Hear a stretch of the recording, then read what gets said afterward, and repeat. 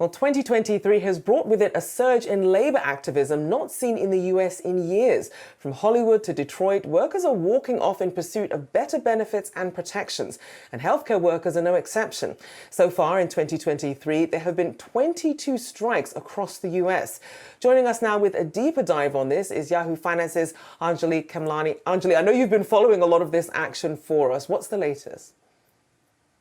That's right, Rochelle. We know that CVS and Walgreens are facing a 3-day walkout from their employees starting today. And that is going to really put pressure on what has become a very important part of the healthcare story. Going back to those 22, they've largely been within the hospital space, nurses in particular, demanding better hours, a better pay, and better safety requirements in the workspace. They've definitely dealt with a lot in part because of the pandemic and in the subsequent years.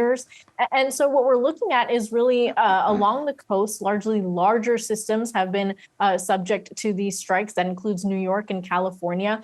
Kaiser, of course, we logged as the largest in history with 75,000 workers walking off the scene, and that ended in early October, so earlier this month. Meanwhile, Senator Bernie Sanders held a field hearing for the Senate Health Committee in New Jersey last week, targeting RWJ Health. That CEO did say in his message to the committee that he respects what has been going on, but they're still in progress. They're making progress with negotiations. So this is really a story of post-pandemic when we saw the healthcare workers really applauded and lauded for their work, now facing the crunch of that. The pharmacy one in particular is a little bit different because we've seen that increase in interest in immunizations, more respiratory virus immunizations on the market now than ever before, RSV for one, including flu and including COVID-19, really adding to the level of work that these workers have. So